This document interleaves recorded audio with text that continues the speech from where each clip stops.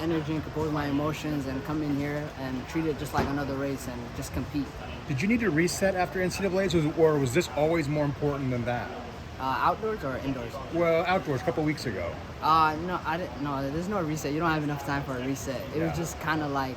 I mean, kind of flush that from your mind a little bit, right? Yeah, and I going into that, I knew it was like I just had like food poisoning a couple of days before that, so I was dealing with that, and I knew like it wasn't gonna be the best race, but I still wanted to compete and still fight hard because that's a great lesson you learn in when it's not you're not having the best day. So it didn't wear on me, didn't bother me. I did definitely wanted to win, but I knew I was gonna come here and compete and fight hard. Take me through the final 3 or 4 laps, like when the things started really breaking open and Grant's taking off, and then you still got Bohr out there, and then it's you. Like when you had that into that 3rd spot, and those guys chasing you. How did that all feel late in that race? Yeah, I knew with my training I was strong, and I knew I could compete in that type of race strategy. So when Grant did that, I liked that, and I feel like that was really good for me. Like that's kind of how I did the indoor 5K. It was just kind of like 3 with the K to go, you just squeeze it. And so when Grant went, it helped me a lot. So I was like, okay, I'm gonna just latch on to him. But he was just like on another level, and he just kind of like left us. And then at the same time, I knew I had a gap behind me as well. So I just wanted to maintain that and close as strong as possible. Yeah. When you ran 10K at NCAAs, like what % were you in that race, like with the food poisoning you've been dealing with? It was like 4 days before competition, yeah. And I was feeling better as the days went on, but it was just that day I couldn't really get in like solid food. Like I had like soup and oatmeal that day, so it was really hard to get any solid food. So I just felt, during the race though, I felt great. Like I thought I was gonna really close well, but it just that last 200, Dylan got me, and credit to him, he had an amazing race, and so did everybody in that field.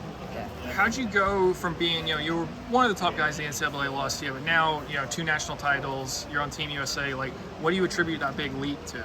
Just consistency.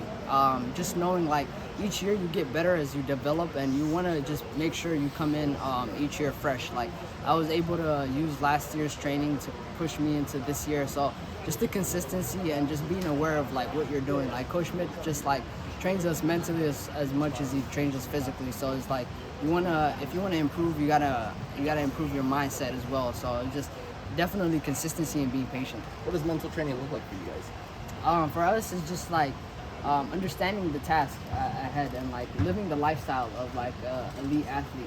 Like taking care of your body, take care of your schoolwork, making sure you're doing the right things. Like, and as far as like for me, it's just like getting my runs done and take care of my recovery. Like as much as important as my training is, I have to make sure my recovery is as important as the same. Yeah.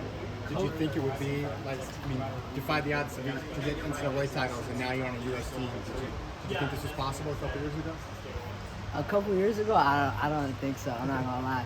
But this year, I definitely knew it was possible. Just the races I was doing, the competition I was around. I think that sound running me when I ran 13:06, I was like, okay, you can do this. You can compete with those boys.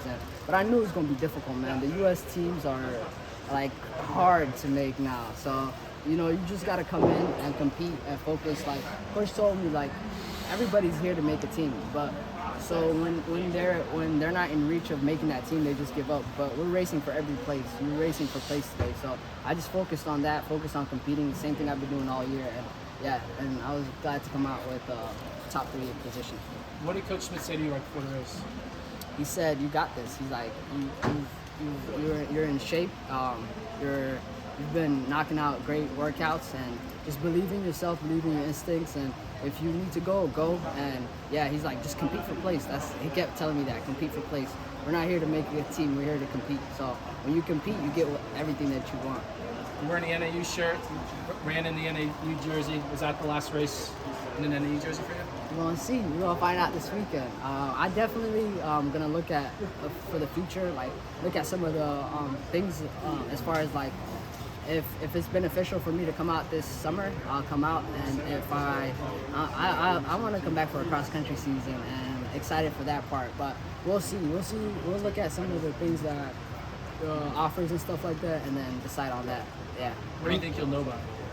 I'm not sure, man. I gotta celebrate this first, man. I wanna enjoy this. Like, I wanna think about that later. Yeah, but definitely, man. I'm just happy. Like, I'm just happy to be able to represent NAU in the Big Sky Conference like this. So, for me, it's just the fun about competing and coming out here. Yeah.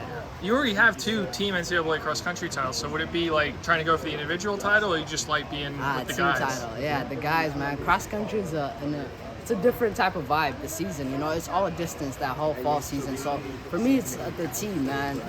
We can do something special if we win number 6. So to be a part of that would be amazing for me. Yeah. All right. Congrats, Yeah, Abdihamid. thank you guys.